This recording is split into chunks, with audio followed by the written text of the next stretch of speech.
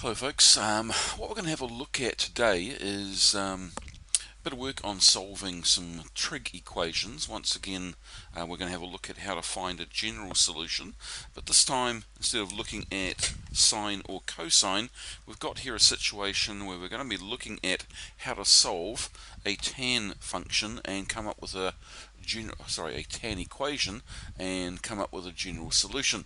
So let me just swap here to pen mode. What we have here is we've got the graph of y equals tan x,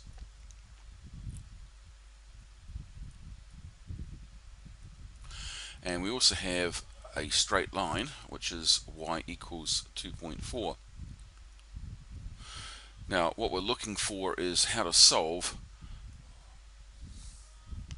let me just get that eraser up,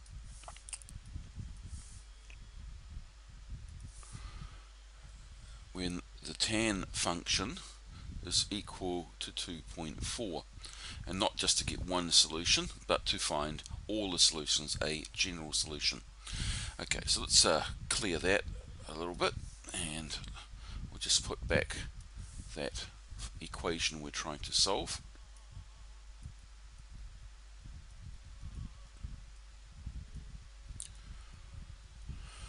Now, on this tan graph, you might be able to see down the bottom here along the x-axis, I don't have multiples of pi here. I just wanted to emphasize again that multiples of pi are just ordinary numbers. So that's what we're going to be solving. Just find ordinary numeric solutions to this equation here. But to come up with a general solution, it's actually quite helpful to have multiples of pi along the x-axis. So I'm just going to swap that back to that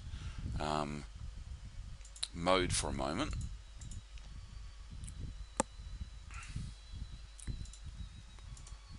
Okay, so these are, remember, just ordinary numbers, but they're shown here as multiples of pi. Okay, so let's swap back to pen mode here. Now, I think you might be able to appreciate that one solution we can easily find quickly by taking the inverse tan of 2.4. You might remember from previous work that we've done that this answer we're getting is called the the principal value. So on my calculator here, I'm just taking the inverse tan of 2.4, which is around about 1.176.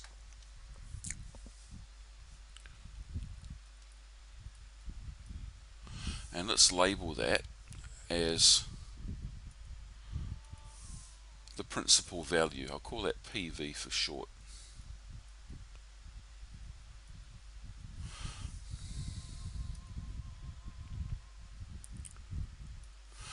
Okay, so in terms of the graph, what is that equal to? Well, that's this solution here. Okay, if I actually were to graph, just swap back to the graph for a moment, get this out of the way, and get my keyboard back in front of me. If I graph y equals, not y, x equals 1.176, and I'll just use a few more values from my calculator here, 0.05207, that's what my calculator's got, and graph that. That blue line that you can see going vertically up there is that line x equals that, and it intersects exactly here. So this is a solution, as we can see. Now, in terms of finding other solutions, what you might be able to see is that this is another solution here. But how does that compare to this solution? Well, by the looks of it, this distance, well, if we just drop that vertical line down there first, this distance above pi in this case is the same distance as from 0 up to the solution here. So that horizontal distance there is that 1.176. Oops, excuse me.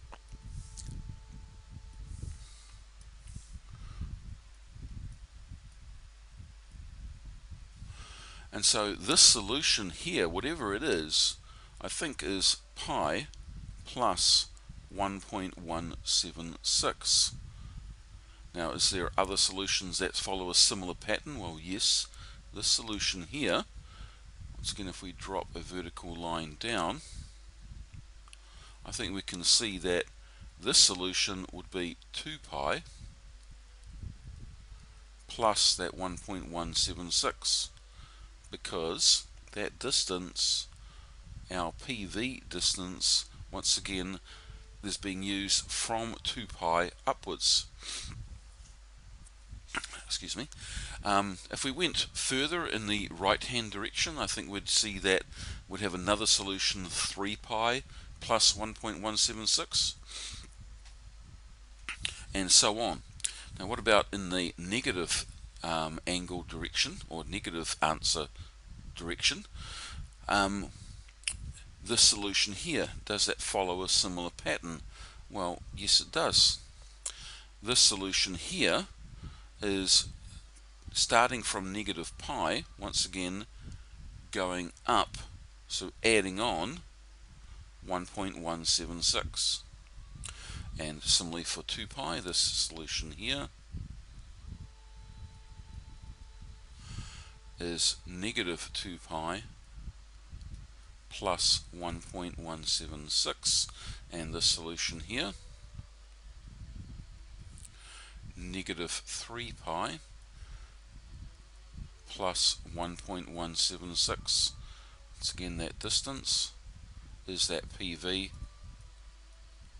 and so is this one, and this one.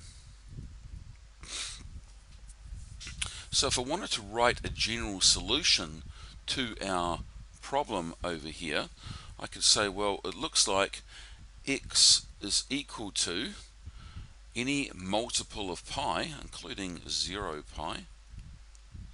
So n pi, where n is an integer.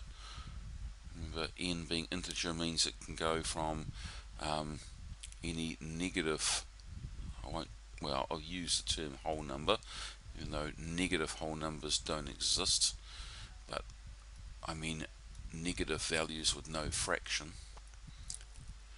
So there are our integers, and n can be any one of those integers. So a multiple of pi where n is an integer, and looks like every time we're adding the PV, we're never subtracting the PV here.